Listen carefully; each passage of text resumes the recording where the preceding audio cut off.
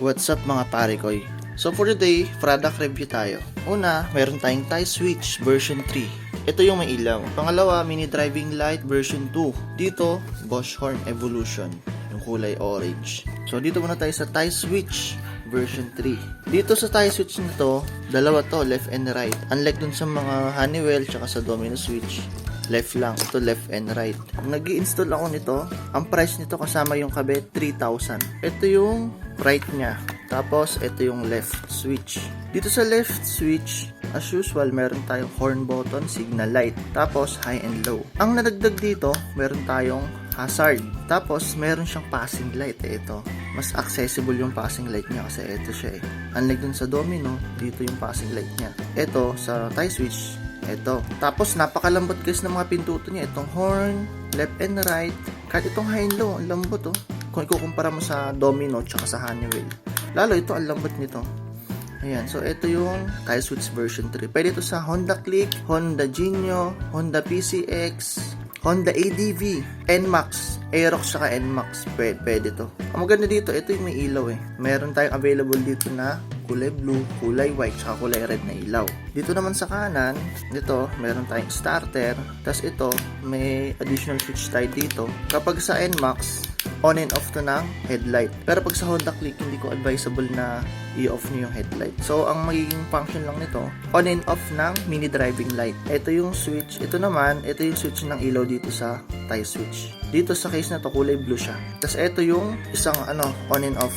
Sa Click kasi, nilalagay ko tong on and off na to sa idling stop kapag 150. Pero kapag 125, binagawa ko lang siyang kill switch. Ayan. So, ito yung tie switch natin version 3. Okay, yung price natin, 3,000. 3,000 yung price nito, kasama na yung install. Pero ito pa lang yung mga pare ko ya. Tapos, yung location ko, check nyo na lang dyan sa description. Andyan na yung location ko. North Caloocan po. I-waze nyo lang, SaxOnWheels. Andyan sa description, pakibasa na lang po. Dito naman tayo, mini driving light version 2. Maganda dito mga pare ko sabay yung high tsaka low niya kapag naka-high ka. Pag low, puti. Pag naka-high ka, sabay yung high and low or yung white tsaka yung dilaw. Kaya ang lakas ng buga. Ito yung ballast niya. Ito yung mga tornilyo niya. Tapos, ito yung bracket niya. Ang maganda dito sa bracket niya, adjustable. Pwede mo siyang igalaw-galaw ng ganun. Ayan. So, ito yung sa mini driving light version 2. Dito naman, sa kabila, Bosch horn evolution. So, alam mo lang niya, may manual tayo. Ayan, manual.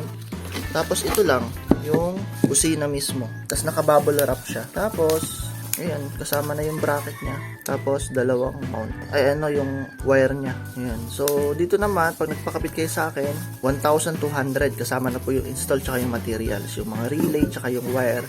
Pati yung mga socket dito sa, connector niya. Yung para dyan.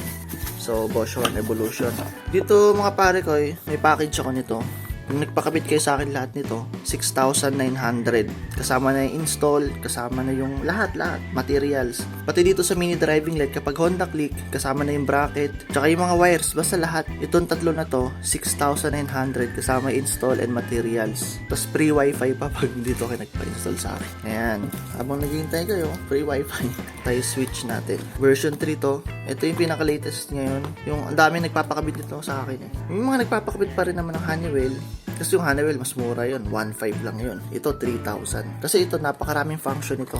Ito yung patok ngayon. 4 na pindutan. Kumpara sa Honda Click na stock. Sa 125, isa lang, starter. So, dito, marami kayo pwedeng ilagay na switch. Kung may mini driving light kayo, on and off ng mini driving light, no need na kayo magbutas sa fairings nyo para lagyan ng on and off yung mini driving light. Dito, nandito na lahat.